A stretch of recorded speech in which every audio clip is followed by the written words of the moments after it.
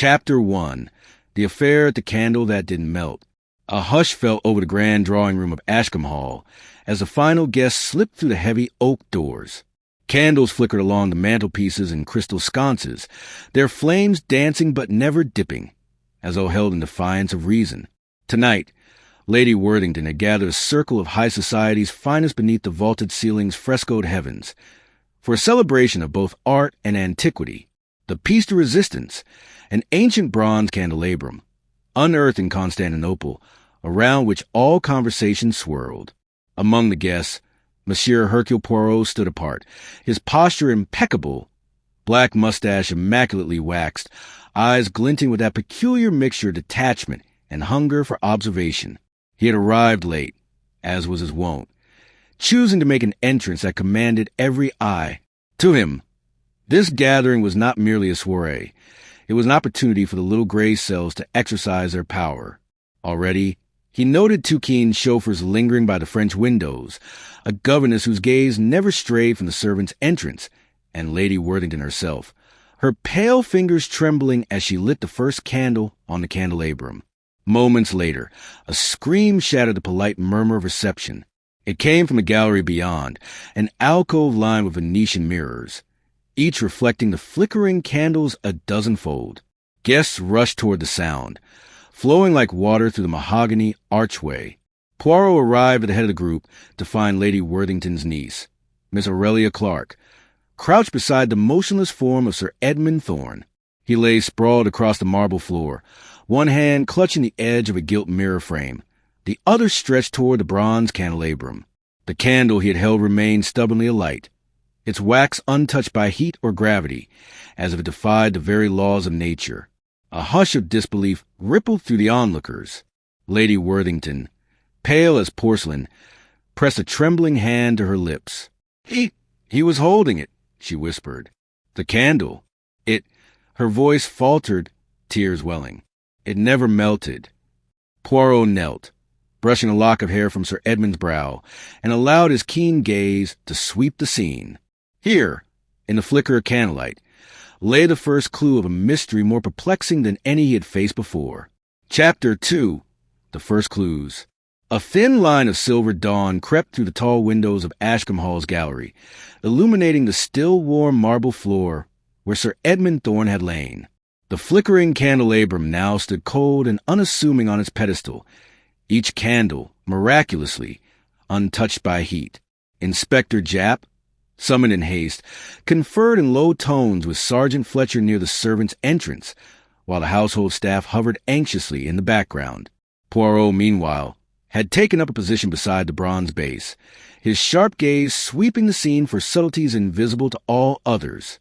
He knelt, inspecting the candle that Sir Edmund had grasped in his final moment. Remarkable, Poirot murmured, voice low but audible. The wax remains perfectly cylindrical, no drip, no melt, yet the room was warm. And yet the flame— He raised a gloved finger toward the unaltered wick. It burned, but there is no evidence of heat's effect upon the wax itself. Japp peered over Poirot's shoulder. It does seem curious, Hercule. But supernatural? Hardly. He tapped the candle lightly. The tip quivered, then settled. What are the footmarks? Poirot rose and pointed toward the adjacent rug, where a single muddy footprint marred the otherwise pristine Turkish weave. Its pattern, distinctive with an arrow-like zigzag, suggested a heavy-soled boot, not one worn by any guest. See, Poirot said, running a finger beside the edge of the print. This boot has ground in minute fragments of what appears to be plaster or mortar. Curious, n'est-ce pas? Japp crouched to examine the rug. You think someone came in from outside? But the French windows were locked. Locked from within, yes. Poirot agreed. But I observe here, he continued, motioning to a faint smudge on the gallery's skirting board, the glove of a right hand, cotton, lightly dusted with chalk. There are traces also upon the gilt mirror frame, where Sir Edmund's left hand rested. Miss Aurelia Clark, still trembling, stood to one side under the comforting arm of her governess, Miss Harcourt. Poirot crossed to them. Mademoiselle Clark, he said gently, you saw Sir Edmund fall? She nodded, eyes wide. I did, Monsieur Poirot. He stood there, holding the candle, and then he cried out, his hand scorched, he said. He dropped the candle and fell backward. But there was no smoke, no fire, nothing to set his flesh alight. Ah, Poirot replied, steepling his fingers, and yet he felt pain. His skin was red, Miss Clark whispered. The servants tried to cool it with water. It blistered, she shuddered. Poirot turned his attention to Lady Worthington, who had retreated to a fainting chair near the windows. Lady Worthington, he said softly. The candelabrum, was it recently restored, as you mentioned last night? She nodded, dabbing her forehead with a lace handkerchief.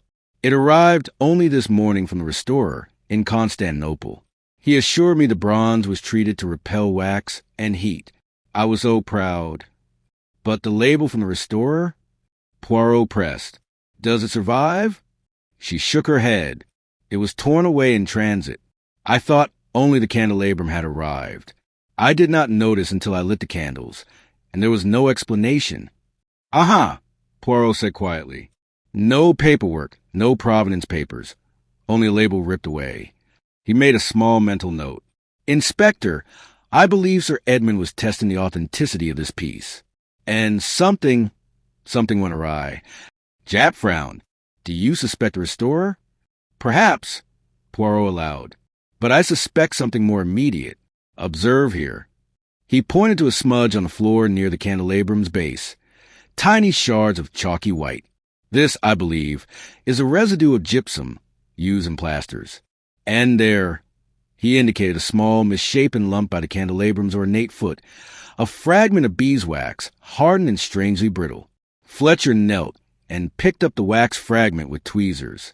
It is indeed beeswax, Inspector. Worth investigating, Japp muttered. He looked at Poirot. What do you make of it? Poirot stood, his keen gaze settling on each suspect assembled in the room. The governess's fingers were stained faintly with chalk dust. The chauffeur's polished boots bore smudges of the same mud as a footprint. Even Miss Clark's gown had a mote of white plaster on the hem. Japp, he said, we have at least 3 clues. The undamaged candle, the singular footprint, and the chalk residue. They point to a planned demonstration gone wrong, unless someone intended this to appear accidental, even miraculous. He paused, flicking his gaze at the mirrors that surrounded them, each reflecting the scene and its watchers. I should like to speak privately with each guest in turn, Poirot added. We will begin with the chauffeur, Monsieur Jacobs. As footsteps echoed on the polished parquet, Poirot allowed a hint of a smile to curve his lips. Beneath those polished shoes and behind those anxious eyes lay the concealed heartbeat of this mystery, and Poirot was determined to unearth it one subtle clue at a time. Chapter 3. The Gathering of Suspects.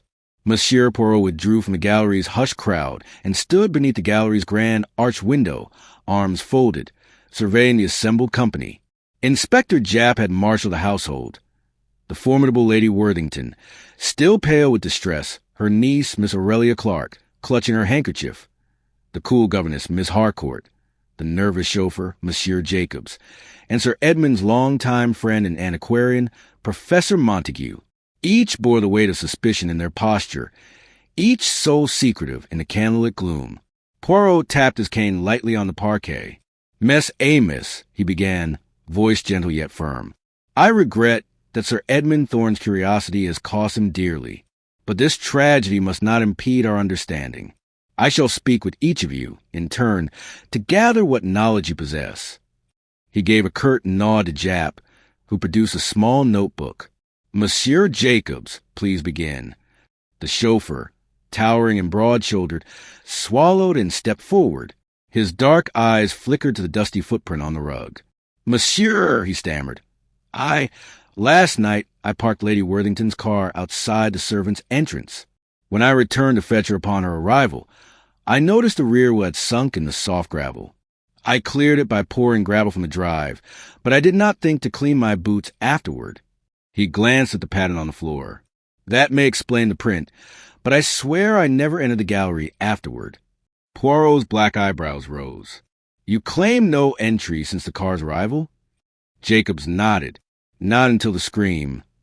Très bien. Poirot made a small note. And the chalk dust upon your glove, monsieur. Ah! Jacobs ran a hand through his hair. Earlier, I assisted the stonemason outside with repairs to the east terrace. We scraped away old mortar.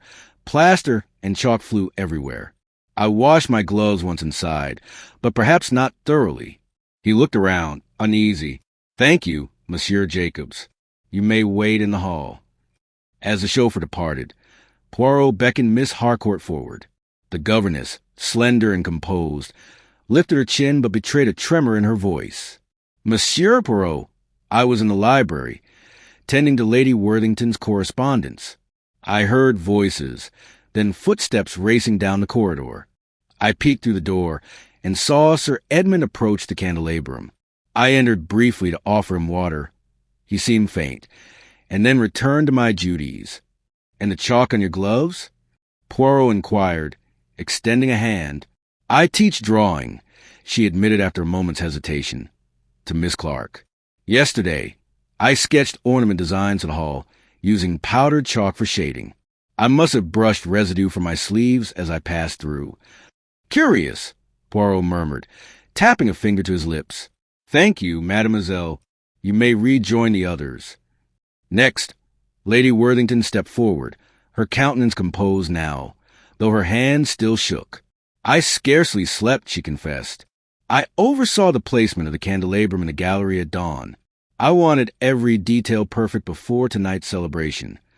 She smoothed her gown. I had intended only to admire its craftsmanship, not to test its properties. Her eyes wandered to the silent candles.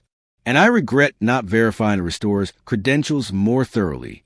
Poirot inclined his head. You'll forgive my frankness, but the missing label suggests tampering. Was there any individual who expressed particular interest in the candelabrum before its arrival? Lady Worthington hesitated. Professor Montague visited yesterday morning. He admired the bronze, pronounced it of exceptional rarity. He asked questions I thought professional, about its composition and history. Merci. Poirot noted the professor's location among the others, then gestured him forward. Professor Montague approached, adjusting his pince-nez spectacles. He regarded Poirot with scholarly calm. I confess I was eager to examine the candelabrum, he said. My research into Byzantine metalwork is extensive. I asked Miss Harcourt to show me any restoration reports, but she found none. I intended to verify the alloy composition with my portable acid test, but Lady Worthington requested that I wait for the official restorer's certificate. And last night, Poirot prompted. I retired to my study, Montague replied. I sent word to Lady Worthington that the artifact's patina warranted closer inspection, but I did not re-enter the gallery until the alarm. He glanced at the wax fragment in Japp's hand. As for the beeswax, I can only speculate it came from the candlestick's original construction. Bronze molds sometimes incorporate beeswax to capture detail. Poirot nodded, stroking his mustache. Insightful, Professor. One by one, Poirot catalogued their statements and observed their subtle reactions. Miss Clark's lowering eyes, Lady Worthington's wavering breath, Miss Harcourt's disciplined composure, Jacob's shifting stance, Montague's clinical detachment. He allowed each to linger in a chair by the gallery's edge, the flickering mirrors amplifying their own reflections until they appeared multiplied, prisoners of circumstance and their own guilt or innocence. When all had spoken, Poirot stood center stage. We are confronted by three peculiar facts: the unhurt candle, the chalk and plaster residue, and the boot print. Each explanation offered here is plausible. Yet none account wholly for Sir Edmund's pain, nor the absence of melted wax. Therefore, one among you has knowledge you have not revealed. He paused, letting his words settle. Tomorrow at midday, we shall reconvene in the gallery. Until then, I would ask that you remain together within the house and make no attempt to tamper with evidence. His eyes glinted. Monsieur Japp, secure the exits. As the suspects dispersed under watchful eyes, Poirot remained by the bronze candelabrum, fingertips grazing its gilded surface. In the hush, he whispered to himself, the question is not who intended to harm Sir Edmund, but why, and the answer lies in the silence between your words. He slipped quietly into the night, the flames within the untouched candles daring him to unravel their impossible mystery. Chapter 4. Initial interviews begin.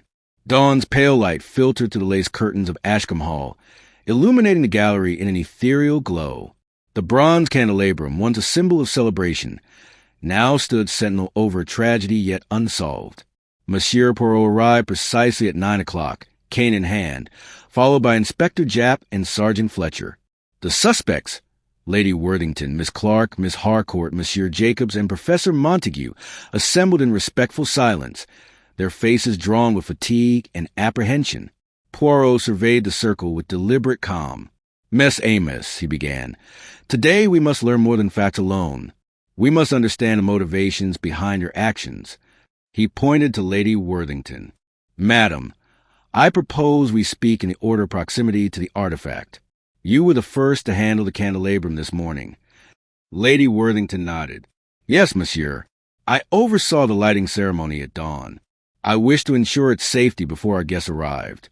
I asked my butler to bring fresh candles. These," she gestured to a box at her side, "imported beeswax from Devon. I lit each one in sequence, exactly as the restorer instructed." "And did you notice anything unusual in the wax?" Poirot asked, steepling his fingers. She paused. "Now that you mention it, the beeswax candles felt unexpectedly cold to the touch. They did not warm in my hand, as ordinary candles would. I thought perhaps the room was still bracingly cool." "Cold beeswax," Poirot murmured. "Curious. Thank you, madam." He made a note in his small leather notebook. Next, he turned to Miss Clark. "Mademoiselle, you discovered Sir Edmund's body. Did you overhear any conversation before you entered the gallery?" Miss Clark swallowed. "I was in the drawing room with Miss Harcourt, reading letters. We heard raised voices. Sir Edmund and Professor Montague, I believe, discussing the candelabrum's properties. I only caught fragments, authentic, reaction, and test. They spoke urgently, almost heatedly. And their tone, were they agreeable or tense?" Poirot pressed. She fluttered her handkerchief. "Tense." Professor Montague urged caution. Sir Edmund insisted on experimenting with the fire. He said it might reveal the artifact's secret. Poirot nodded, eyes narrowing. "Thank you, mademoiselle." He tapped his notebook. "We shall explore that further." Poirot then requested Miss Harcourt's account. The governess stepped forward, composure regained. "I was arranging Lady Worthington's correspondence when I heard Sir Edmund invite Professor Montague into the gallery. I followed at a distance, far enough to be unseen, but close enough to hear. They spoke of thermal anomaly. The bronze repels heat, Sir Edmund believed, yet the flame remained unchanged. He proposed testing the candle's reaction by holding it against the bronze foot. "And did you witness this test?" Poirot asked, voice gentle. "No," she confessed. "I hesitated at the doorway, concerned I would be accused of prying. When I entered, Sir Edmund was already on the floor." Poirot inclined his head. "Very well. I appreciate your honesty." Jacobs, the chauffeur, was next. He cleared his throat as he recounted his morning. "I fetched fresh water from the well and brought it to Miss Clark, but I hesitated outside the gallery. I heard voices but did not enter. When I opened the door, Mademoiselle Clark was kneeling beside Sir Edmund. I ran to fetch help." "Did you clean your boots or gloves after the terrace work?" Poirot inquired. Jacobs shifted uncomfortably. "I wiped them on the mat outside the gallery. I did not want to soil the Turkish rug again. I did not realize some dust remained." "Noted." Poirot said crisply. "Lastly," Professor Montague approached, adjusting his spectacles. "I admit I met Sir Edmund here this morning. He wished to replicate the experiment, using the new Devon candles. We agreed to proceed cautiously. I held the candle near the bronze. Then he grasped it himself. When he cried out, I attempted to extinguish the flame, but the wax would not yield to water. It resisted. In my haste, I may have stepped on the candle's drip tray, spreading wax fragments onto the floor." Poirot raised a finger. "You mentioned resistance to water. That suggests a hydrophobic treatment, perhaps a modern coating applied to the bronze. Did you observe any residue on the candles afterward?" Montague pursed his lips. "Yes, The candle bore a faint sheen, almost metallic, in places. I thought it residue from the bronze. Excellent, said Poirot, tapping his notebook. You may return to the others. With the formal questioning complete, Poirot rose and turned to Inspector Japp.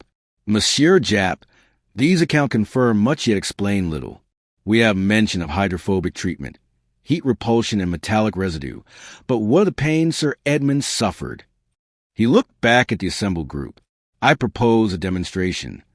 He retrieved a fresh Devon beeswax candle from Lady Worthington's box and lit it. The flame jumped to life, the wax softening in a gentle pull at the base. One moment, Poirot said, producing a small vial of clear liquid from his pocket. Professor Montague, might this be the acid you intended to use for alloy testing? Montague nodded hesitantly. Poirot dipped a fingertip into the vial and touched the molten wax. He held it for a heartbeat, then withdrew, unflinching. The wax clung coldly to his fingertip, leaving no sensation of heat. He offered the vial to Japp. Test the candle with this, he instructed. Japp applied a drop. The wax sizzled and curled away, revealing a slick underlayer. It's a polymer coating, Japp observed. Something modern, synthetic. This candelabrum was treated not in Constantinople, but recently, perhaps to conceal flaws in the bronze. Poirot's mustache twitched in satisfaction. Precisely. Someone sought to hide the bronze's imperfections, perhaps to inflate its value. Sir Edmund's test exposed the coating's failure. The wax adhered unpredictably, blistering the skin beneath. He surveyed the suspects once more. The motive is clear, profit from deception. But who applied the coating? And who removed the restorer's label? His voice softened. We now know the cause of Sir Edmund's pain. Tomorrow, we shall learn who betrayed the artifact's true origin. With that, Poirot extinguished the candle and replaced it in the box, leaving the gallery in thoughtful silence and the suspects with much to contemplate. Chapter 5. The First False Lead. The hour was late afternoon when Monsieur Poirot reconvened the suspects in the gallery. The lamps had been lit, casting a gentle glow upon the ageless bronze of the candelabrum and the assembly of anxious faces. Having uncovered the polymer coating's deception, the inspector and his aide had withdrawn to confer, leaving Poirot alone with the artifact. He ran a gloved fingertip along the smooth curve of the bronze, as though reading the secret it guarded. When the door opened, he straightened and greeted each guest with a measured nod. Mess Amos, we now understand why Sir Edmund's experiment failed and what inflicted his pain. But understanding the cause does not yet reveal the culprit. It is time to explore a lead that may appear convincing, yet is ultimately false. He turned toward Professor Montague. Professor, would you do us the honor of demonstrating the acid test once more? Montague hesitated, glancing at the others. He took the vial and applied a drop of acid to a fresh candle, then held it to the bronze edge. The wax hissed and peeled away, leaving a smear of oily residue. He shrugged. It must have seemed compelling to some that this modern coating would preserve the alloy's integrity. Poirot inclined his head. Indeed, and it is plausible to imagine one of you, eager to profit from a collector's mania, might have applied this treatment unseen. Yet, the true culprit would not risk visible acid etching. Too crude a method to escape suspicion. He paused, gaze shifting to Lady Worthington. Madam, I understand you purchased these Devon candles through a private broker? Lady Worthington's lips trembled. Yes, monsieur. The original restorer had recommended a particular beeswax, but after the label was torn during transit, I sought replacements. I commissioned a broker in London to source matching candles. Poirot stepped forward, placing a fresh candle on the pedestal. A sensible precaution, but note this. The broker's invoice arrived only this morning, after Sir Edmund had already examined the artifact. Therefore, whoever sought to conceal the bronze's flaws must have acted last night, under cover of darkness, before the Devon candles arrived. He let that settle, then turned to the chauffeur. Monsieur Jacobs, you had the opportunity to enter the gallery unseen, did you not? To fetch candles from the hall, and perhaps apply your own solution. Jacobs bristled. Monsieur Poirot, I assure you I never entered the gallery after clearing my boots this morning. My duties kept me in the servants' hall until, he swallowed. Until the demonstration. Très bien, Poirot replied. But someone did. Someone with both motive and means. He swept his gaze across the group, allowing suggestion to hang like a shroud. Inspector Japp cleared his throat. Monsieur Poirot, forgive my bluntness, but there is another theory. The governess, Miss Harcourt, had every reason to protect her position. She stood to gain favor if the candelabrum proved worthless, and Sir Edmund's accident would cast suspicion on Lady Worthington's judgment. Poirot raised a finger. An intriguing hypothesis, Japp. Miss Harcourt, how do you respond? Miss Harcourt's composure slipped. Monsieur, I have served this house faithfully for 3 years. Why would I sabotage an artifact I admire so dearly? She clenched her hands. I sketched its designs in chalk, yes, but I would never harm its reputation or its owner. Poirot inclined his head thoughtfully. Your loyalty is evident, and yet appearances can mislead. He turned to Miss Clark. Mademoiselle, you heard Sir Edmund and Professor Montague. You heard the word test. Did you see who entered or exited after that moment? Miss Clark bit her lip. Only Sir Edmund and the professor. I watched them through the crack of the gallery door. Then I heard Sir Edmund cry out. When I opened the door, I saw him on the floor, and Professor Montague standing beside him. Poirot nodded slowly. Thank you. He then addressed Lady Worthington. Madam, if not your broker's candles and not our servants, who then had access to the artifact last night? She faltered. Only myself and Professor Montague brought his instruments. He insisted on preparing the bronze for acid testing tonight. Ah! Poirot said, arching an eyebrow. So you invite suspicion upon your friend, yet without evidence. Professor Montague's eyes flashed. Madam, you know I hold your family in the highest regard. I would not risk my reputation or my life on such a gamble. Japp stepped forward. Monsieur Poirot, read these footprints. He held up photographs of the muddy print. This pattern matches the boots of Mr. Green, the local stonemason. He worked on the East Terrace earlier today. All eyes turned to Miss Harcourt, whose face went pale. Mr. Green? He is merely the mason I engaged to repair the terrace. He left by mid-morning. Poirot smiled gently. Indeed, and yet the footprint appeared only in the gallery. He paused for effect. I have summoned Mr. Green here. A moment later, a burly man in a dust-streaked coat stepped into the gallery, boots caked in gravel. He blinked at the assembled company. Monsieur Poirot, you asked for me? Yes, Georges, Poirot replied. Would you mind removing your boots? Green hesitated, but peeled his boots off, revealing socks damp with sweat. Poirot examined soles. No zigzag pattern of arrowed tread here. Your boots bear a simple chevron. The print on the rug is far cruder and more angular. Green shook his head.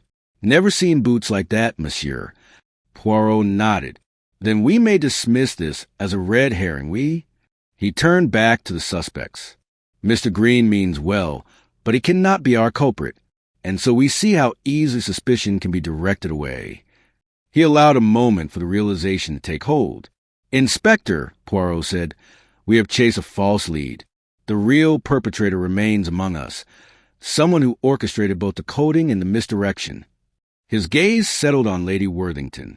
Madam, I believe our next step is to examine who benefited most from Sir Edmund's misfortune, and that will require scrutiny of the artifact's true provenance. He offered a final nod. We reconvene at dawn. Until then, I suggest you rest and reflect on what you have not yet told me. With that, he departed, leaving a silence bristling with unease and unanswered questions. Chapter 6. The Psychological Game. Dawn found Ashcombe Hall wrapped in a pearly mist, the garden silent save for the distant toll of the church bell. Inside the gallery, Hercule Poirot paced before the bronze candelabrum, his fingers steepled behind his back. The suspect assembled at his summons. Lady Worthington, Miss Clark, Miss Harcourt, Monsieur Jacobs, and Professor Montague. Each bore fresh signs of restless night. Dark circles under their eyes, a nervous tremor in their posture. Poirot surveyed them with a knowing glint. Mess Amos, he began, voice soft yet incisive. Yesterday we pursued a misleading trail. Now I propose we engage in what I call the psychological game. For it is not only deeds that betray, but words and silences. Observe carefully how each of you reacts to the smallest of provocations. He nodded to Inspector Japp. Let's begin.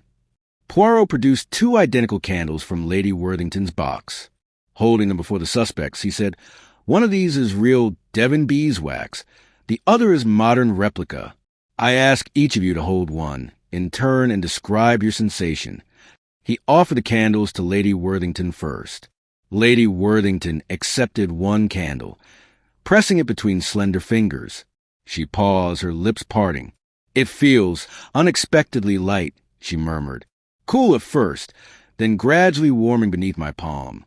Her brow furrowed as she swapped candles. "And this?" she shivered. "Chilly brittle, no warmth, as if held by ice." She set both down with a trembling hand. Poirot nodded. "Remarkable. Your sensitivity to temperature is acute." He gestured to Miss Harcourt. "Mademoiselle, your turn." Miss Harcourt lifted the second candle, her composure intact. She closed her eyes, inhaled, then frowned. "Faint scent of chalk dust," she reported crisply. "The wax itself seems slightly abrasive." She placed it aside and handled the other. "This has the soft, honeyed aroma I would expect from Devon beeswax." She returned both candles and met Poirot's gaze steadily. "Monsieur Jacobs," Poirot continued, "you may approach." The chauffeur advanced, his boots echoing. He took a candle, hefted it, and grimaced. "Smooth, fine-grained, unremarkable." He passed it back. "The other feels grainy, faint grit under my fingers." He set them down, glancing at the others. "Ingenious," Poirot murmured. "The smallest detail, a chalk residue on one, a hidden coating on the other, provokes an involuntary reaction. Now," he said, directing his attention to Professor Montague, "we turn to you." The professor accepted the final candle, studied it as though a specimen under a microscope, then closed his eyes to concentrate. "This one," he intoned, "has uneven density. I detect pockets of air within the wax." He set it down and took the other. "The contrast is subtle, but it is there, a uniform texture, no impurities." He replaced it and looked at Poirot. Poirot's mustache twitched. "Thank you. And you, Mademoiselle Clark." The niece stepped forward, hands clasped. She handled the candles with hesitation, pressing fingertips gently. "This one," her voice faltered, "feels warmer, but slightly grainy." She paused before the other. "This feels smoother, but colder than I anticipated." She laid them down carefully. Poirot nodded approvingly. "Each of you has noted a sensation of warmth, coolness, or grit. Each reaction is true, yet none identifies which candle is which. This game illustrates how our senses can mislead, and, importantly, how each of you relies upon your own expertise." Lady Worthington's connoisseur's hand, Miss Harcourt's draftsman's eye, Jacobs's practical feel, Montague's scholarly analysis, and Miss Clark's gentle instinct. He paused, letting his words settle like stones on glass. "Now, let us see how subtle suggestion can provoke confession." He stepped to Lady Worthington and spoke softly. "Madam, you arranged the candles yourself. You know their origin. Which did you choose for the celebration?" Lady Worthington hesitated, gaze flicking to the candelabrum. I believe both to be identical," she stammered. "I did not inspect them closely. I trusted my broker." Poirot inclined his head. "Trust can be misplaced. Yet you breach no confession here."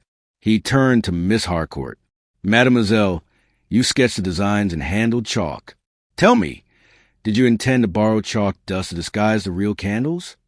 Her lips curved in a faint, incredulous smile. "Monsieur Poirot, I am no saboteur. The chalk dust on the candles was residual, unintentional." Poirot made no reply, merely studied her reaction. A quick narrowing of the eyes, a slight stiffening of the shoulders. "Subtle." He addressed Jacobs next. "Monsieur, you wiped your boots on the mat.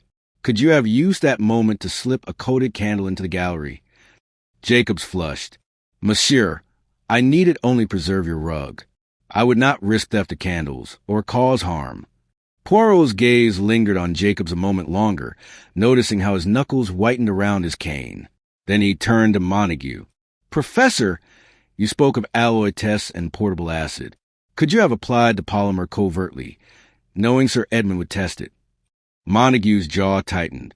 "Monsieur, my aim was to preserve the bronze's integrity, not to deceive. The coating was recommended by my colleague, who feared corrosion." "Ah," Poirot said quietly. "Yet you did not propose removing the label or informing Lady Worthington." Montague remained silent, his eyes betraying a flicker of unease. Finally, Poirot looked to Miss Clark. "Mademoiselle, your role has been of observer, but you discovered Sir Edmund's body.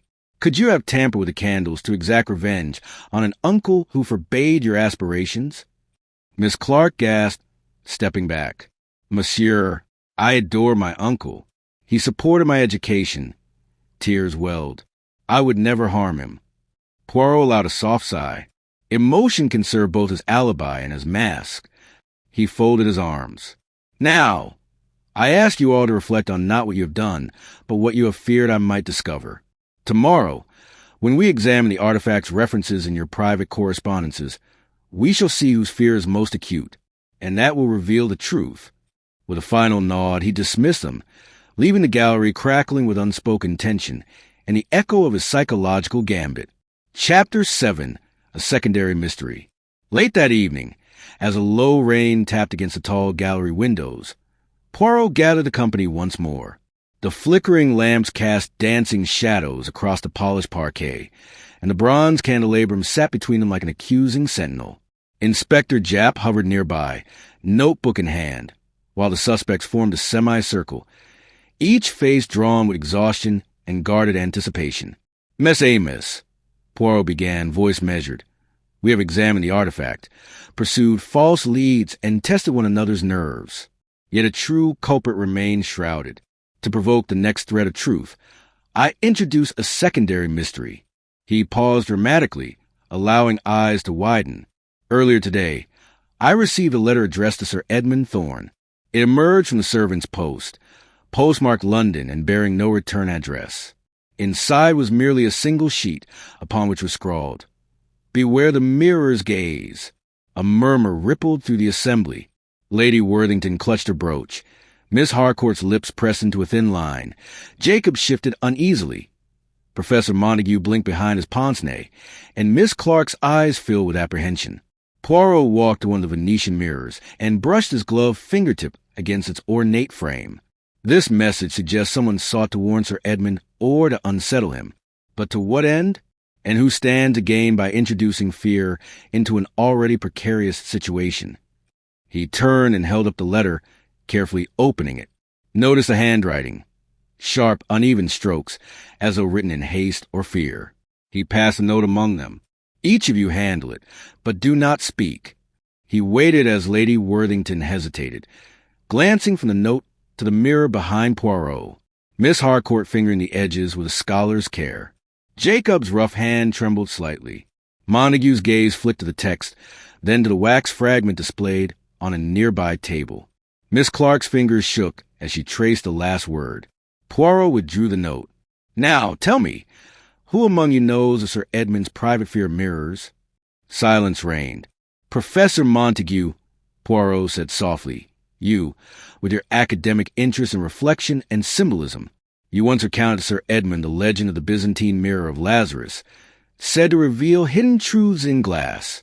Did you share that story, perhaps too vividly, with your friend?" Montague's face paled. "I mentioned the legend in passing, yes, but only a scholarly anecdote. But the phrase, 'Beware the mirror's gaze,' echoes the legend's warning of treachery concealed," Poirot observed. "Yet the paper stock is thin and watermarked with the crest of the London Antiquarian Society. One might obtain such stationery only through membership or through a friend." He turned to Miss Harcourt. "Mademoiselle, as a drawing instructor, you procured fine paper and chalk to reproduce the candelabrum's ornament. You possess both the materials and the skill to forge such a note." Miss Harcourt's composure cracked. "Monsieur Poirot, I assure you I would never stoop to such theatrics." "Perhaps not you," Poirot conceded. yet someone who admires your artistry might. Lady Worthington, you retain scrapbooks of Sir Edmund's correspondence. Could you have imitated a handwriting to cast suspicion elsewhere? Lady Worthington's eyes filled with anger. Impossible. I adore my late husband and admired Sir Edmund. Why undermine his comfort? She swiped at a tear. Poirot nodded sympathetically. Emotion often masks its true purpose. Monsieur Jacobs, do you recognize this writing? In the stonemason's ledger, you might have seen similar scrawls when you commissioned repairs. Jacobs rubbed his jaw. I cannot say I studied the clerk's handwriting. Miss Clark stepped forward, voice trembling. Monsieur, I've seen this style before. In my uncle's study, he kept an album of cryptic notes and receipts in that script. I helped him organize it. She swallowed. I might have handled the same paper. Poirot's eyes softened on her. Mademoiselle, you loved your uncle dearly, but you also know his habits better than any of us. If he feared mirrors, you would know why. He folded his arms. Thus, the secondary mystery. Who composed this warning?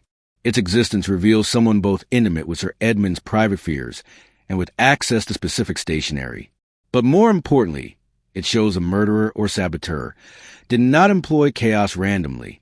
They sought to manipulate emotions, to misdirect investigation by sowing paranoia. A thunderclap rattled the windows. Poirot extended the note. Tomorrow at dawn, I shall compare this handwriting to your private letters and journals. Until then, reflect on who among you stands to benefit from fear, and who might use a mere mirror to hide the truth. He slipped the letter into his pocket, and gave each guest a measured nod. Bonne nuit, MES Amos. With that, he departed into the corridor, leaving the gallery echoing with the soft drip of raindrops and the unsettling promise of the secondary mystery yet to be solved. Chapter 8. Hidden Connections. Late the next morning, the gray light of an autumn sky pressed against the gallery windows as Hercule Poirot once more summoned the assembly. The bronze candelabrum, now draped in a protective cloth, stood like a secret, both revealed and concealed.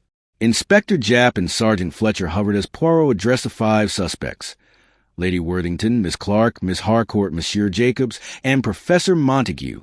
Each seemed braced against his piercing gaze. Mess Amos, Poirot began, we have explored motive, method, and misdirection. Yet the tapestry of your relationships remains partially obscured. It is time to unveil the hidden connections that bind you, connections that may point to who levers them to dangerous ends.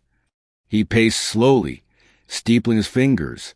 Let us examine what unites you beyond this house. He turned first to Lady Worthington. Madam, you inherited Ashcombe Hall upon your husband's passing. Your niece, Miss Clark, is your ward, and Professor Montague, he inclined his head, has long been a family friend, advising you on antiquities. But there's another link. Both you and the professor serve on the council of the London Antiquarian Society. Lady Worthington flushed. Yes, I trusted Professor Montague's counsel on the candelabrum's authenticity. And yet, Poirot continued, the Society's records show that you and he co-sponsor a prize for Byzantine studies, funded in part by Sir Edmund's patronage. He let that settle before moving to Montague. Professor, you accepted Sir Edmund's gift of rare manuscripts last month, manuscript he claimed to have purchased abroad. You and he collaborated on an article due to appear in next quarter's journal. Montague swallowed. He did lend me the manuscripts, but only as courtesy. They were not yet authenticated. Poirot dipped into his notebook. Indeed, and your article's publication would grant you prestige and potential advancement to the Society's council. He shifted his gaze to Miss Harcourt. Mademoiselle, you have tutored Miss Clark for years, but correspondence recently discovered in the governess's quarters suggests you recommended Miss Clark to an art school in London, only for her to be recalled by Lady Worthington. You feared losing both pupil and position, did you not? Miss Harcourt's lips tightened. I advised only what I believed best for her future, she protested. Of course. Poirot inclined his head. Yet the letter Miss Clark wrote to her school, unsent, indicates she intended to run away with a local heir, one Mr. Potter, a distant cousin of Lady Worthington. He turned to Miss Clark, who bit her lip and stared at the floor. Mademoiselle, your secret engagement would have required Sir Edmund's blessing.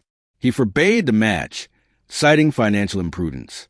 You stand to lose both affection and autonomy. Miss Clark's eyes filled. I loved him, and he was my guardian, she whispered. Poirot nodded sympathetically.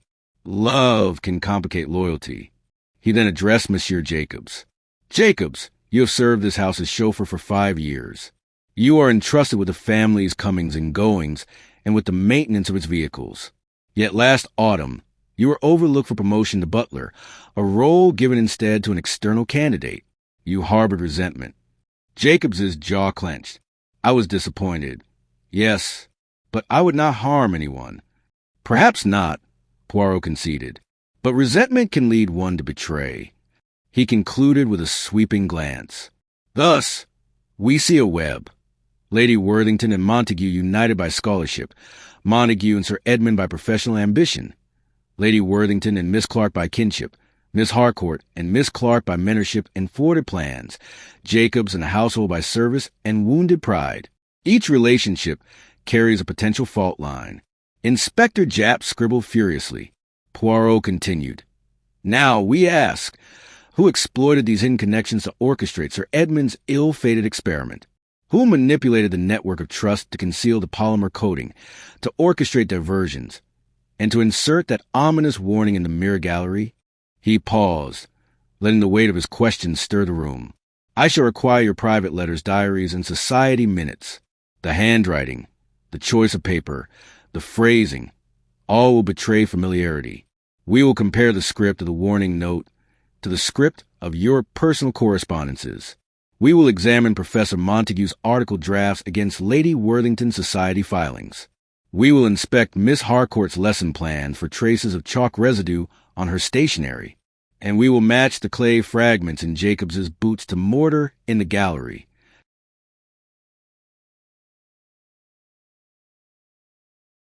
He closed his notebook with a soft snap. Tonight, at midnight, I shall reconvene you here with the results of these comparisons.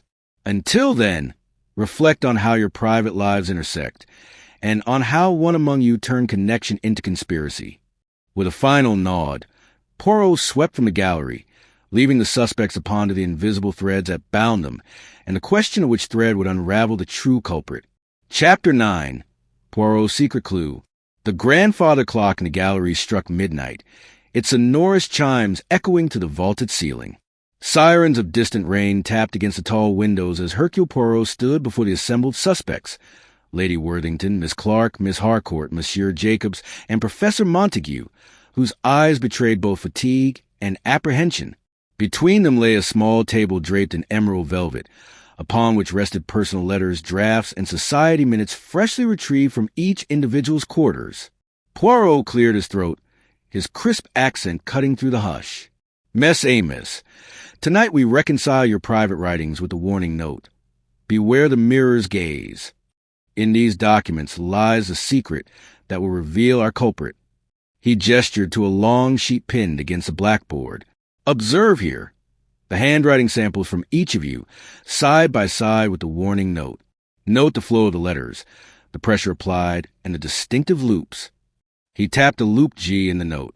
This flourish is unusual, deliberately ornate on the descender. Only one among you employs such embellishment. Miss Harcourt, your lesson plans display precisely this feature when drafting titles for your drawings. He held up her stationer's copy. See how your G's extend below the line with an elegant curl, he said, pointing.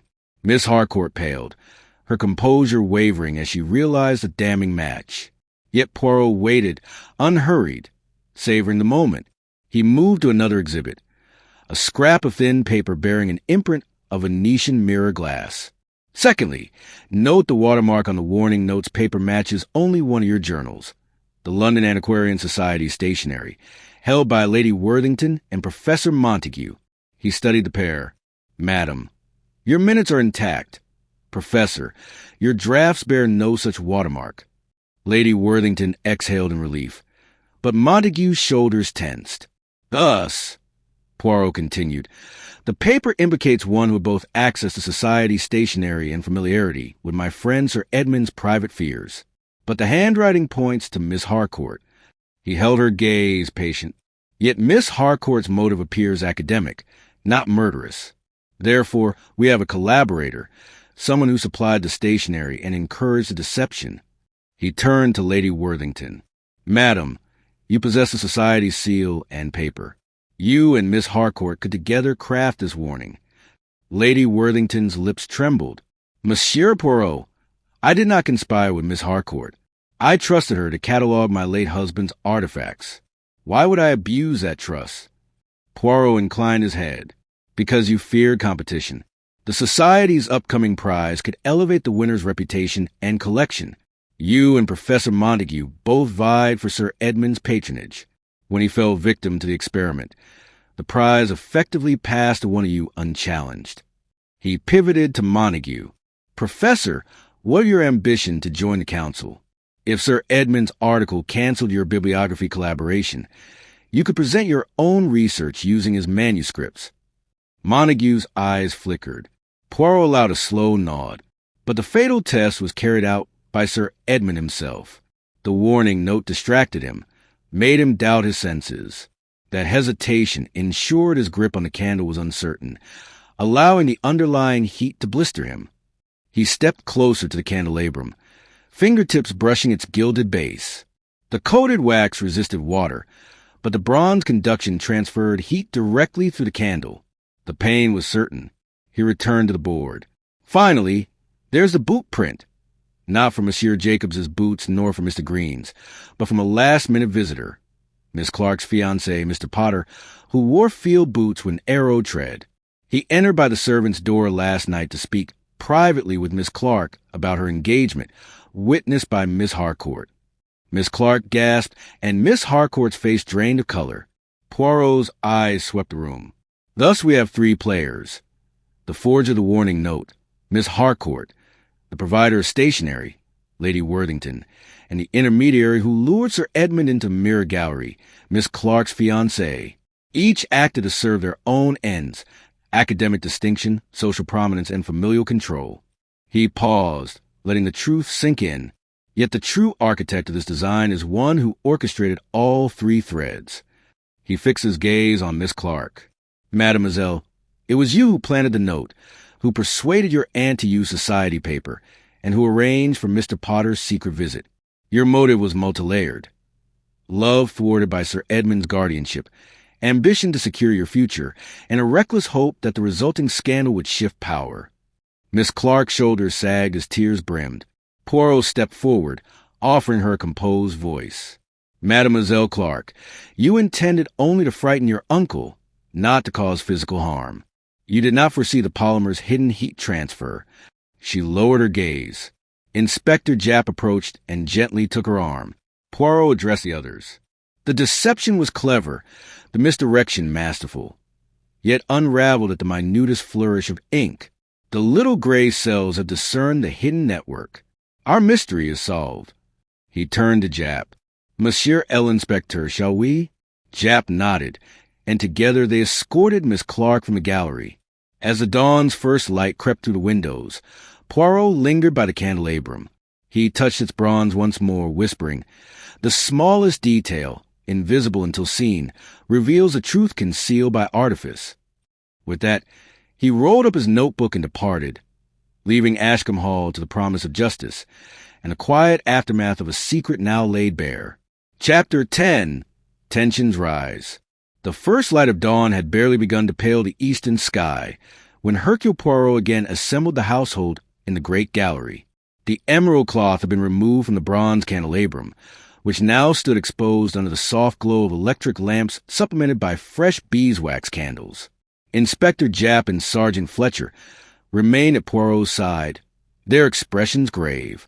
Opposite them stood Lady Worthington, Miss Harcourt, Monsieur Jacobs, and Professor Montague, each bearing the signs of a restless night. Poirot surveyed the group with his customary poise. "Mess Amos," he began.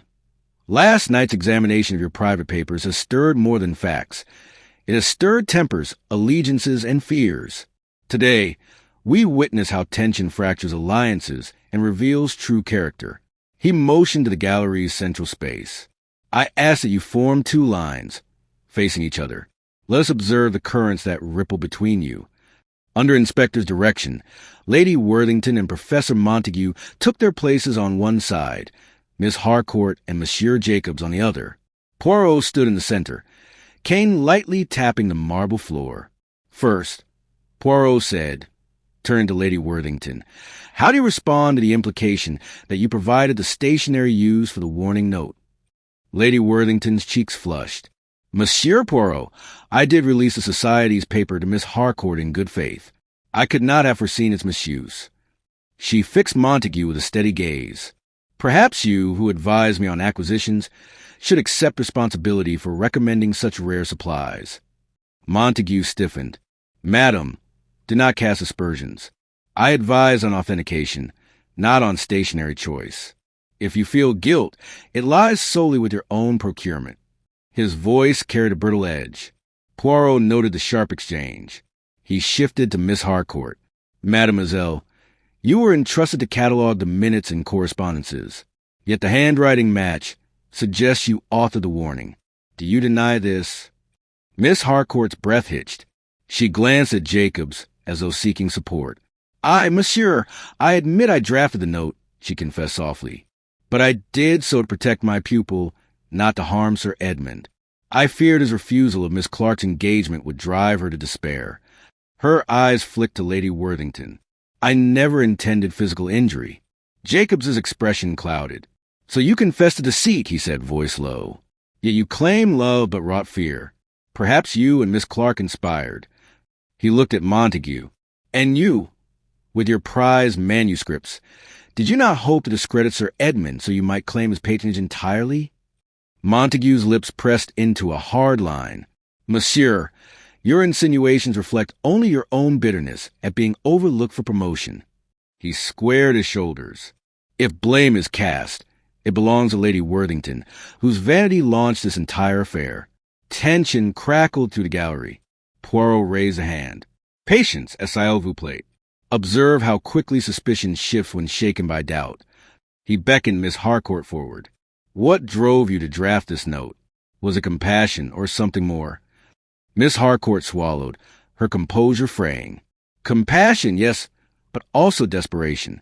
I have devoted my life to Miss Clark's future. Should she have been forced into an advantageous marriage by her uncle's will, I would have been cast aside, deprived of both position and purpose."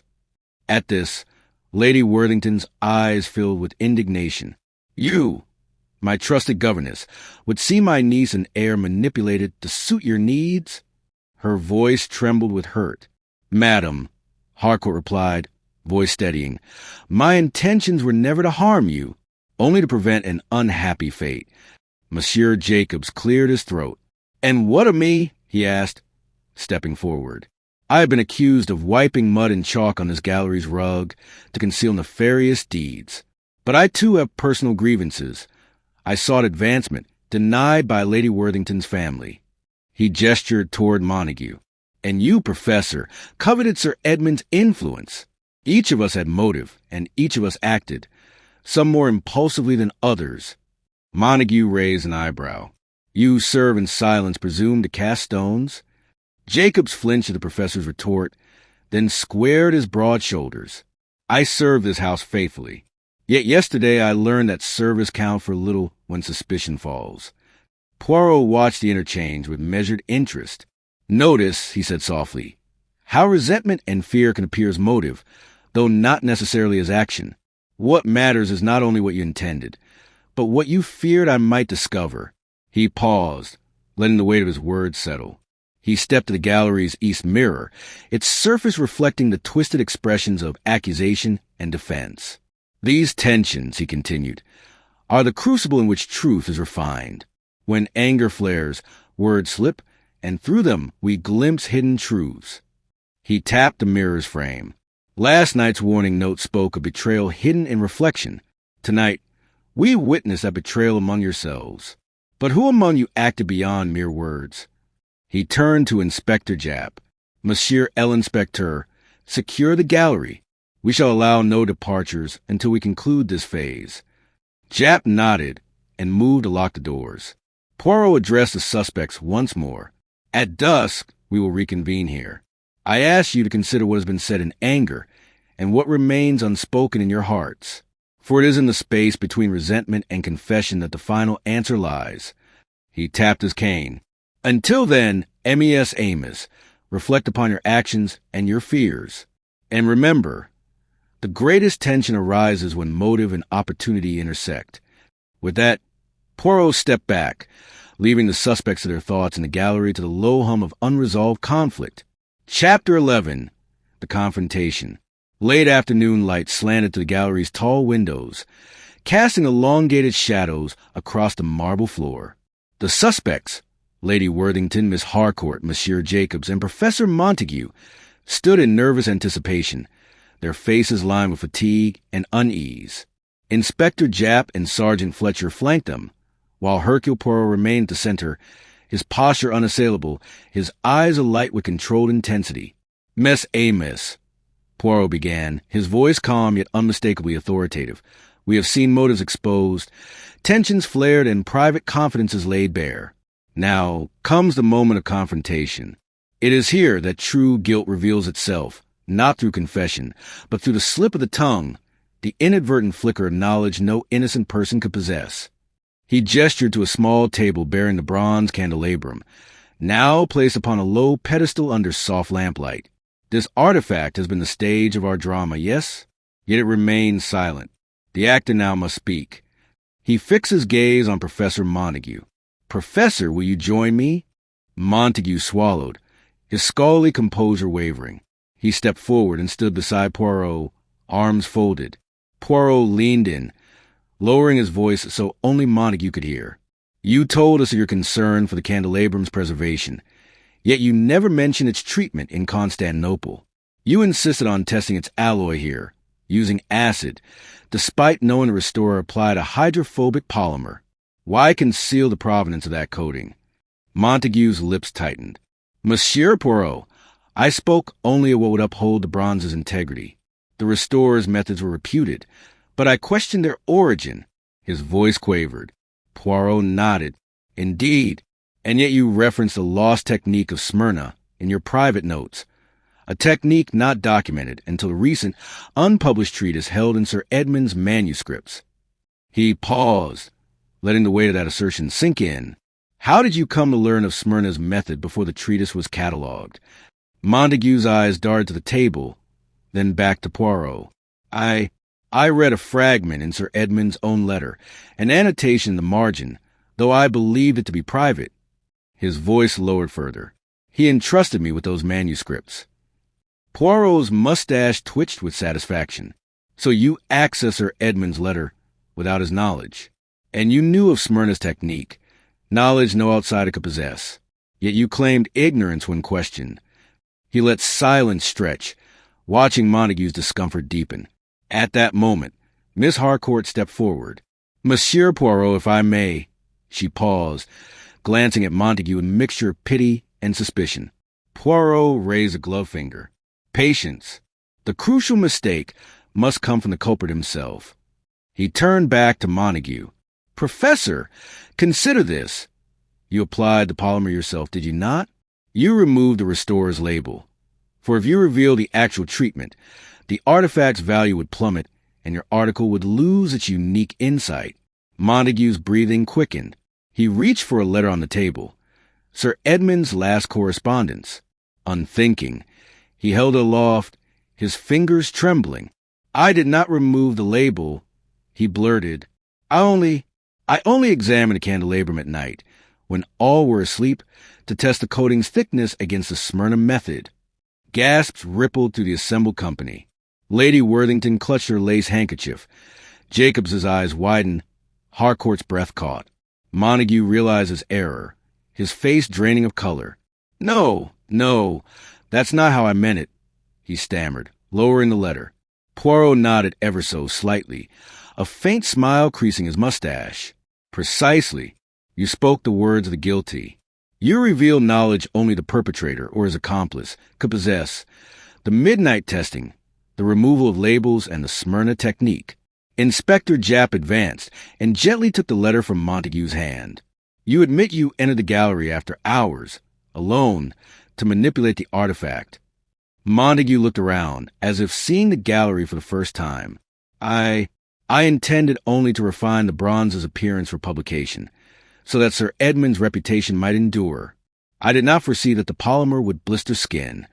Poirot's gaze softened momentarily. Intent, monsieur, does not absolve consequence. Your action set the tragic events into motion. He turned to the other suspects. Let this demonstration serve as caution. Guilt need not be confessed in words. It escapes in the tremor of the hand and the revelation of unsought knowledge. He stepped back, lifting his tone to address all. We have seen motive, misdirection, and now confession by slip. Soon, we shall gather the final piece to complete our puzzle. He tapped the candelabrum's base. Tonight at dusk, we shall reconstruct a precise sequence of events. Until then, reflect on the nature of truth. It cannot be concealed from the little gray cells. With that, Poirot dismissed the assembly. As the suspects shuffled out, some in shame, others in silent contemplation, Poirot lingered in the gallery's hush, his keen eyes on the bronze. Ah, the greatest victory, he mused, is not an accusation, but in the unmasking of the heart's secret. He turned and exited, leaving behind the echoes of a confrontation that had cracked the first piece of the mystery's facade. Chapter 12. A desperate attempt to escape. Late that evening, a tense hush settled over Ashcombe Hall as the household retired, each suspect sequestered in their rooms under Inspector Japp's watchful guard. Yet beneath the veneer of compliance, desperation pulsed like a hidden heartbeat. In the gallery, the bronze candelabrum gleamed under the lamplight, its silent presence a reminder of the calamity it had wrought. Hercule Poirot lingered beside it, cane in hand, eyes sharp for the slightest disturbance. At precisely 10:30, Sergeant Fletcher's footsteps echoed in the corridor. Monsieur Poirot, he whispered, voice low. Madame Worthington's niece, Miss Clark, was observed leaving her room. She seems to be heading for the servants' passage. Poirot's brows arched. Thank you, mon ami. Stay here. He glided from the gallery, moving with deliberate stealth through the silent halls. By the servants' staircase, he glimpsed a pale figure descending the steps in slippers. Miss Clark's shoulders were drawn, her face set with resolve. As she slipped through the door to the carriage house, Poirot intercepted her beneath the flickering lantern. Mademoiselle Clark, he said quietly, you are far from your chamber. She started, hands clutching a small satchel. Monsieur Poirot, I must leave. I cannot bear another moment beneath this roof. He crossed his arms. Why flee when justice approaches? You confess your fears and your misdeeds. Flight will only confirm your guilt. Her eyes glistened. You do not understand. My uncle's fate is my fault. I cannot face his disappointment, nor the whispers of society. She lifted the satchel's flap. Inside lay Lady Worthington's society seal and blank stationery bearing the Antiquarian Society watermark. I intended to destroy these, to erase all trace of my betrayal. Poirot regarded her with compassion. Destruction of evidence serves only to deepen suspicion. Yet tell me truly, do you intend to escape or to save your aunt's reputation? She hesitated, anguish twisting her features. Both. She stepped back, opening the carriage door. At that instant, a second figure emerged from the shadows. Professor Montague, clad in his evening coat, cloak trailing behind him. His eyes widened upon seeing Miss Clark. You fool, he hissed. What do you think you are doing? Miss Clark whirled. You... Montague lunged, knocking the satchel from her hands. The seal and stationery spilled onto the gravel. I will not allow you to ruin us both, he snarled. Without these, the society seal falls to me. Poirot's presence materialized between them. Professor, I believe your desperation has driven you to intervene. He raised his cane. Step away from the carriage. Montague recoiled but recovered his composure. I will do what is necessary to secure my position. He stooped to gather the papers. Poirot moved swiftly, retrieving the seal. These will remain in my care. He noted Montague's shaking hands, the mud on his cuff consistent with the gallery footprint. You know, well, what happens to those who tamper with evidence under cover of darkness? N.S.C. Pa? Montague's lips pressed into a thin line. I have risked everything for recognition. Sir Edmund's accident granted me the prize by default. I will not surrender it. Poirot sighed, allowing a hint of sympathy. Ambition is a powerful force, but justice demands a truth, not posthumous reward. He motioned to Sergeant Fletcher, who stepped forward to take Montague's arm. Monsieur l'Inspecteur, Poirot called, "May we?" Inspector Japp's voice answered from the carriage house entrance. "All secured here, Monsieur Poirot." He advanced, lantern in hand. "Professor, you are under guard for attempting to remove evidence." Montague stiffened, but did not resist. Fletcher led him away, leaving Miss Clark trembling by the carriage wheel. Poirot knelt to gather the scattered stationery. "Mademoiselle," he said gently, "you need not destroy your past to atone for your mistakes. Confession and contrition will serve you better than flight." She nodded, tears slipping free. "I understand." Poirot placed the papers in his coat pocket. "Come," he said, offering an arm. "Let us return to the gallery, where we will conclude this chapter of our investigation." As they retraced their steps through the silent corridors, the lamps flickered with an ephemeral warmth, and the bronze candelabrum lay in its silent vigil. In the wake of desperation, the final threads of conspiracy showed themselves. Ambition driving one to manipulate evidence, and guilt compelling another toward escape. In the next dawn's light, Poirot would gather them once more to witness how the final piece of the puzzle would fall into place. Chapter 13. The final piece falls into place. The late afternoon sun cast long, golden shafts across the gallery floor as Hercule Poirot summoned the suspects one final time. The bronze candelabrum, now free of cloth and flanked by fresh Devon beeswax candles, occupied its pedestal under a cluster of lamps. Inspector Japp and Sergeant Fletcher stood watchful at the periphery. Around the central space gathered Lady Worthington, Miss Harcourt, Monsieur Jacobs, and Professor Montague, each bearing the weight of days spent under suspicion and the restless anticipation of tonight's denouement. Poirot closed his eyes for a moment, fingers steepled beneath his chin. "Mess Amos," he began, voice both solemn and triumphant. "We stand at the threshold of the truth. We have traced motives, uncovered misdirection, witnessed conflict, and even a desperate escape. Now, we reconstruct the precise sequence that led to Sir Edmund's tragic injury, and in so doing, reveal the final piece of this puzzle." He motioned to gallery's east wall, where a large easel held a meticulous diagram, a floor plan of the gallery overlaid with footprints, residue swatches, and notes. "Observe," Poirot said, drawing a slender pointer, "the arrangement when Sir Edmund entered to test the candles. He placed the Devon beeswax on the left, the replica on the right. He lit each in turn, unaware that only one had been treated. He tapped the spot where the bread knife lay on the console table and the position of the mirror that bore the cryptic warning. Next, Poirot continued, Professor Montague arrived unseen, carrying a small vial of hydrophobic polymer. He applied it to the replica candle and wiped away the restorer's label here. He tapped a point near the back door. Then he slipped away, confident his tampering would remain undetected until the experiment. Lady Worthington's breath caught. Miss Harcourt's hand flew to her mouth. Jacobs shifted his weight uncomfortably. Montague's jaw clenched. Poirot's eyes gleamed. Sir Edmund returned, unaware of the switch. He lifted the treated candle to the candelabrum's foot, feeling its curious chill. Then he grasped it firmly. Poirot traced the boot print at the foot of the easel, and recoiled in pain as the heat conducted through the wax. He dropped the candle, he indicated a small chalk outline on the floor, and fell backward, striking his head on the marble. He paused, letting the tableau settle in silence. But how, you wonder, did Professor Montague ensure the accident? He relied upon two facts: that Sir Edmund would perform the test personally, and that no one would suspect tampering. He flicked his pointer to a swatch of greasy residue affixed to the diagram. The polymer left a slick film on the wax, a film detected only by Inspector Japp's acid drop. And the footprint. Poirot's gaze traveled to Jacobs. Was not Monsieur Jacobs's nor Mr. Green's, but the tread of Monsieur Jacobs's reserve boot, swapped hastily in the servants' hall. Jacobs's eyes widened. Poirot continued. Jacobs, you claim to have wiped your boots after the terrorist's work, but you instead exchanged them for a cruder pair, whose sole pattern matched the chalk footprint. Why? Jacobs swallowed, lips trembling. Because, Poirot went on, you suspected tampering and sought to cover your own tracks.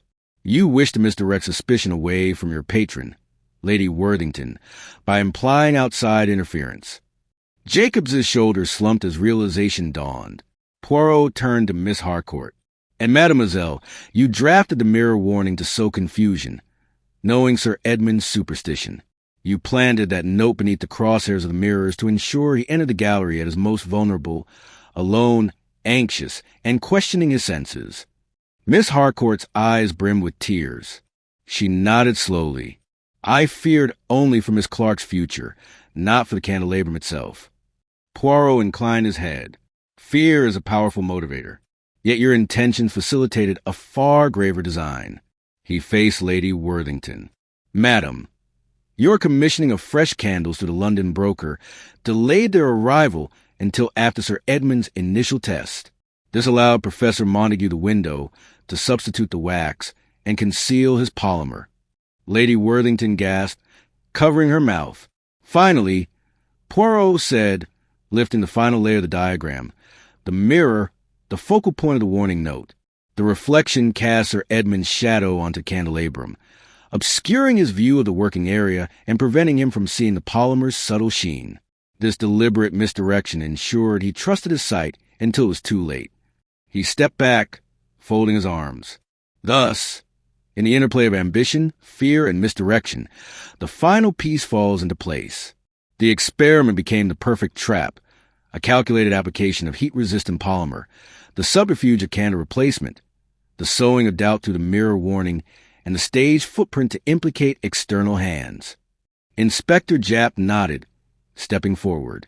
Monsieur Poirot, the evidence is overwhelming. Shall we proceed with formal charges? Poirot smiled gently. Yes, mon ami. Justice must follow truth. He turned to the suspects, whose faces were now etched with remorse and resignation. Mess Amos, you have seen how the smallest detail, an arrow tread, a loop G, a smear of polymer, can unravel the most elaborate deception. It is a testament to the power of the little gray cells. He paused, allowing the weight of his words to resonate. Tomorrow, we shall draw this investigation to its close.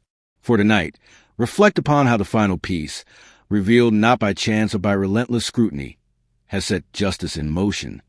With that, the suspects were led away, and Poirot remained alone in the gallery, his gaze fixed upon the bronze candelabrum. In the hush, he whispered, Au revoir, mon ami. May your secrets now rest in the light of truth. Chapter 14, The Final Gathering. Late the next morning, the great gallery at Ashcombe Hall filled once more with the suspects and key witnesses, summoned by Hercule Poirot's insistent summons. The bronze candelabrum stood central beneath a canopy of soft daylight, filtering through tall windows. Around it gathered Lady Worthington, Miss Harcourt, Monsieur Jacobs, Professor Montague, and two additional attendees, Inspector Japp and Sir Reginald Scott, the local magistrate newly arrived to oversee the forthcoming proceedings. Sergeant Fletcher and two constables flanked the assembly, ensuring that no one departed until final truth emerged.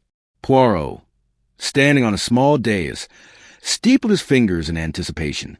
His keen eyes surveyed every face, noting the mixture of resolve, anxiety, and residual guilt. Mess Amos, he began, voice calm but carrying to every corner of the gallery.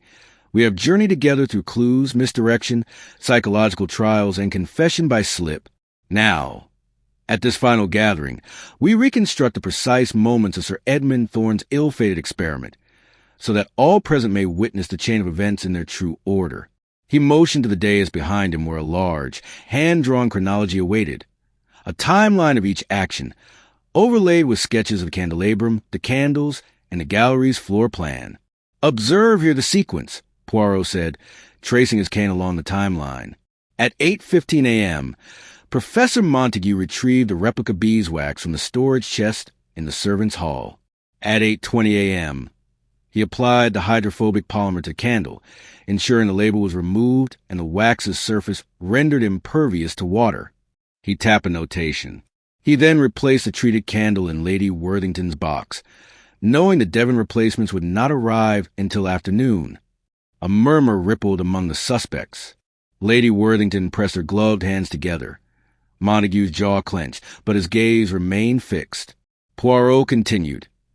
At 2:45 p.m., Miss Harcourt, under the pretense of dusting the gallery's mirrors, slipped a warning note beneath one of the largest panels. She knew Sir Edmund's fascination and his hidden fear of reflective surfaces. This note would draw him, at precisely 3 p.m., into a position where his back faced any observer and his attention was divided. He indicated the note affixed to the mirror's edge. Miss Harcourt paled but remained silent. Simultaneously, Poirot said, Monsieur Jacobs, aware of these machinations through overheard fragments, exchanged his polished driving boots for the coarser pair belonging to the stableman. He did so not to harm, but to redirect suspicion toward an outside hand, muddying the trail. Poirot pointed to a footprint drawn on the plan, its zigzag sole matching the coarser boot. Jacobs shifted uncomfortably. Poirot paused before the candles themselves. At 3:05 p.m., fearing discovery of the polymer's existence, Professor Montague escorted Sir Edmund to the candelabrum under the guise of scholarly counsel. He guided Sir Edmund to test the replica candle first, knowing the thermal conductivity of the hidden polymer would deliver a painful shock. He lifted a replica candle from the pedestal for emphasis. Sir Edmund, trusting his hands and his friend's reassurance, grasped the candle's base. The polymer conducted heat rapidly, blistering his skin and causing him to drop the candle. Poirot dropped the wax to the floor, where a small chalk outline marked its landing spot. He fell backward, striking his head upon the marble, and collapsed in unconsciousness. Inspector Japp stepped forward, producing a folded pair of spectacles. At 3:07 p.m., I arrived, summoned by the scream of Miss Clark. I recorded the scene, collected the acid residue, and marked the placement of every object, ensuring no detail was overlooked. He placed a marker on the timeline. All of this occurred within a span of 2 minutes, Poirot summarized. The convergence of actions, polymer application, warning note placement, boot switching, guided test, created the perfect storm. Each participant played a part, knowingly or unwittingly, in that tragic hour. He lifted his gaze, encompassing all present. Now you have heard the reconstruction. Each of you has seen how your actions, your fears, and your ambitions intertwine to orchestrate this event. He allowed a moment for silence to settle, heavy with solemn recognition. Sir Reginald, Poirot continued, turning to the magistrate, you may now take this account and decide upon the subsequent course, which charges to bring, and which individuals to answer for their roles in this tragedy. Sir Reginald nodded gravely. Monsieur Poirot, your meticulous chronicle will guide the magistrate's proceedings. We shall deliberate and issue our judgments accordingly. Poirot inclined his head respectfully. Justice is not solely punishment, but the illumination of truth. May this final gathering serve as testament to the power of observation, the perils of ambition, and the importance of the little gray cells. With that, the assembly dispersed under Sir Reginald's supervision, each escorted from the gallery with the weight of certainty in their hearts. Poirot remained last, standing before the bronze candelabrum. He touched its surface once more and whispered, "Thus ends the final gathering. Tomorrow, the reveal and the true measure of justice." In the soft glow of the gallery, the candelabrum gleamed as witness to the human drama laid bare, poised between light and shadow, intrigue and resolution. Chapter 15, The Reveal. The soft afternoon light had mellowed to a golden hue as the assembled company re-entered the gallery for the long-awaited revelation. Lady Worthington, Miss Harcourt, Monsieur Jacobs, and Professor Montague stood in silent expectation before the bronze candelabrum. Inspector Japp and Sir Reginald Scott remained respectfully at the side, while Hercule Poirot stood upon the dais, fingers steepled and eyes bright with measured triumph. Mess Amos, Poirot began, his voice clear and composed, we have traversed a labyrinth of clues, misdirection, and fractured alliances. We have mapped the sequence of events and learned how ambition, fear, and loyalty converge to create tragedy. Yet justice requires that we name the architect of this design, And so I offer you the final revelation." He paused, allowing the tension to mount. Then, extending his hand toward Professor Montague, he continued, "Professor Montague, your scholarly ambition set the scheme in motion. You applied the polymer coating to the replica candle, removed the restorer's label, and guided Sir Edmund to test it. In doing so, you hoped to discredit his work and claim the Byzantine manuscript's provenance for your own research." Montague's shoulders slumped, face pale but resolute. He met Poirot's gaze. "I confess," he said quietly, "I believe that by demonstrating the flaws in Sir Edmund's source, I would secure my reputation and advance our collective scholarship." Poirot inclined his head. "Your intentions, while misguided, were intellectual, yet knowledge without conscience can blind us. You underestimated the polymer's conductivity and the human cost of your experiment." He turned to the others. "Lady Worthington, you procured the Devon candles late, unwittingly granting the window for this substitution. You bear no guilt, only misfortune." Lady Worthington exhaled, relief mingled with sorrow. "I only sought to honor my husband's legacy," she murmured. Poirot's gaze shifted to Miss Harcourt. "Mademoiselle, your note. Beware the mirror's gaze. Introduce fear into the trial. You knew of Sir Edmund's superstition, and intended only to sow doubt, to protect Miss Clark from a forced marriage. Yet your act drew him into isolation at the critical moment." Miss Harcourt bowed her head. "My actions were born of compassion, yet yielded consequences I never foresaw." "Compassion, yes," Poirot acknowledged, "but it became a tool of manipulation." He turned to Monsieur Jacobs. "Monsieur, you discovered evidence of tampering and sought to misdirect suspicion away from your patron. By switching boots, you create a false trail. Your loyalty to this household is commendable, yet you erred in attempting to conceal the truth." Jacobs's voice was steady. "I only wish to protect Lady Worthington's name. Protection at the cost of honesty is still deceit," Poirot replied gently.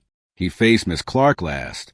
"And you, mademoiselle, whose clandestine engagement set these events in motion. Your fear of exile and disgrace prompted you to conspire, to encourage Miss Harcourt's warning, to meet your fiancé in secret. But your unspoken hand most nearly guided Sir Edmund into gallery at the hour of peril. You bear the heaviest burden of intent." Miss Clark's eyes brimmed with tears. She met Poirot's gaze. "I never intended harm. I sought only to secure my future. And forgive me, I see now how ambition and fear can blind us to the value of a single life." Poirot allowed a moment's silence. Then, raising his hand, he addressed Sir Reginald and Inspector Japp. "Gentlemen, we have the confession and the reconstruction. I now leave it to your wisdom to determine the formal charges and the degree to which each party must answer for their role." Sir Reginald stepped forward, his expression grave yet fair. "Monsieur Poirot, your meticulous method has laid bare the truth. We shall proceed with charges of negligence and conspiracy where they apply. Let it be recorded that this revelation will guide the court's judgment." Inspector Japp nodded. "Indeed, the evidence and confession speak for themselves." Poirot inclined his head, then turned back to the group. "Let these revelations stand as testament to the dangers of unchecked ambition and the fragility of trust. May each of you find resolution and forgiveness in the pursuit of truth." He swept a final glance over the gallery, eyes resting on the bronze candelabrum. "And to the memory of Sir Edmund Thorne," he whispered, "may his contributions to our understanding endure beyond this sorrow." As the company dispersed, some to face legal proceedings, others to seek consolation, Poirot lingered by the candelabrum. He placed a gentle hand upon its cool surface. "Justice," he mused softly, "is not merely the exposure of guilt, but the illumination of human frailty. Through our shared ordeal, we have uncovered how the smallest details, the subtlest impulses, can shape destiny." With that, Hercule Poirot stepped from the gallery, leaving Ashcombe Hall to the quiet aftermath of revelation and the promise of closure that only truth can bring. Chapter 16, Outcome and Justice. A week later, the great hall of Ashcombe Manor buzzed with subdued activity as servants prepared for the hearing dubbed the Candelabrum Inquiry. The gallery, now draped in burgundy curtains to mask its role in tragedy, served as the venue. Rows of polished chairs held witnesses, neighbors, and the local gentry, all drawn by the curious case of Sir Edmund Thorne's accident. At the head stood Sir Reginald Scott, magistrate, flanked by Inspector Japp. Monsieur Hercule Poirot observed from the side, cane in hand, his calm demeanor concealing the weight of what had transpired. Lady Worthington, dressed in dignified black, entered first. Though cleared of malicious intent, she faced charges of negligent procurement, having unknowingly enabled the polymer's application by delaying authentic candles. She addressed the court with quiet grace, accepting a formal reprimand rather than harsher penalty. Next, Miss Harcourt took the stand. Her confession of drafting the warning note elicited murmurs of sympathy from the gallery. The magistrate noted her act born of misplaced compassion, resulting in an admonishment. Community service teaching drawing to underprivileged children. The sentence acknowledged her sincerity while enforcing accountability. Monsieur Jacobs, the loyal chauffeur, was called. His deliberate boot switch and attempted misdirection earned a fine and brief suspension. He stood before the court, head bowed, offering apologies for compromising the investigation. His humility and record of faithful service mitigated what could have been sterner consequences. Professor Montague faced the gravest scrutiny. His deliberate tampering with the candelabrum, applying untested polymer, and removing the restorer's label constituted conspiracy and reckless endangerment. He was convicted on both counts. The judge sentenced him to 6 months' imprisonment and the loss of his position on the Antiquarian Society's council. The professor, though contrite, stood with dignity, acknowledging that ambition had clouded his judgment. Finally, Miss Clark, whose clandestine engagement sparked much of the misdirection, appeared last. The court recognized her youth and emotional turmoil. She pleaded guilty to conspiracy to obstruct justice and received a suspended sentence, coupled with mandatory counseling and the requirement to formalize her engagement with her guardian's blessing once a suitable trust fund was established. Her tearful apology to Lady Worthington was met with a forgiving embrace. Throughout the proceedings, Poirot watched each sentencing with a reflective air. When it came time for his testimony, he spoke succinctly of the chain of events and the lessons learned. "Gentlemen and ladies of the court," he said, "this tragedy was born not of malice alone, but of fear, ambition, and misplaced loyalty. Our task was not merely to assign blame, but to elucidate how small deceptions can cascade into disaster. Let this serve as a reminder. Truth, once obscured, may it be unearthed by the most unassuming observation." Inspector Japp rose to commend Poirot's work. "Without Monsieur Poirot's little gray cells," he declared, "we might still hunt shadows." The court applauded, and Poirot inclined his head modestly. As the final gavel fell, the gallery emptied. The accused departed under various escorts, some to jail, others to counseling or service obligations. Lady Worthington remained, gazing at the draped gallery door. Poirot approached. "Madam," he said gently, "your dignity through this ordeal honors Sir Edmund's memory." She offered a weary smile. "You have restored justice, Monsieur Poirot, and perhaps, in time, peace." He tipped his head. "Justice, like the finest bronze, endures when cared for. May this hall again know celebration, untainted by the shadow of misdeed." With that, Poirot gathered his cane and departed the gallery, leaving behind the flicker of candlelight and the promise that, in the interplay of motives and minute details, truth will always find its way to the light. Chapter 17. The Closing Remark. As twilight descended upon Ashcombe Hall, the lanterns in the gallery cast a warm glow upon the bronze candelabrum, now standing silent once more. The trial had concluded. Justice had been meted, and the tapestry of human folly laid plain before all who bore witness. Yet the evening was reserved for one final gathering, an intimate moment between detective and host, before Poirot took his leave. Lady Worthington, restored in quiet dignity, awaited Poirot beneath the vaulted archway. The other suspects had departed for their new paths. Professor Montague to penitence, Miss Harcourt to her service work, Monsieur Jacobs to humble reflection, and Miss Clark to the counsel that would guide her toward maturity and forgiveness. Now only the hall's mistress and the great detective remained. Monsieur Poirot approached, cane clicking softly against the tiles. He regarded the aged bronze with certain reverence before turning to Lady Worthington. "Madam," he said, voice gentle. We had traversed a long journey together, a journey marked by ambition, fear, loyalty, and regret. Yet through it all, you have borne yourself with grace. Lady Worthington inclined her head. "I owe you my deepest gratitude, Monsieur Poirot. You have restored not only justice, but also my faith in the truth." Poirot's crape bow tie shimmered in the lantern light. Truth is a delicate flame, easily smothered by lies. But as we have seen, even the smallest spark of observation can rekindle it. He paused, eyes reflecting the candelabram's polished surface. "Permit me a few final reflections before I depart." She gestured toward 2 chairs by a small table bearing tea and biscuits. They seated themselves, the hush of the empty gallery offering a solemn intimacy. Poirot poured tea with deliberate care, the silver pot glinting. "Throughout this inquiry," he began, "we encountered a hidden danger, the belief that ends justify means. Professor Montague sought scholarly acclaim. Miss Harcourt sought to shield a young heart. Monsieur Jacobs sought to protect a household. And even you, madam, sought perfection in a cherished relic. Each motive, though understandable, led to deception." He stirred his tea. Yet it was not malice, but unintended consequence that wrought the tragedy. Lady Worthington sipped her tea, her gaze steady. "I see now how even the purest intentions can cast long shadows." Poirot nodded. "Indeed, and it is the little gray cells that discern the line between intent and action.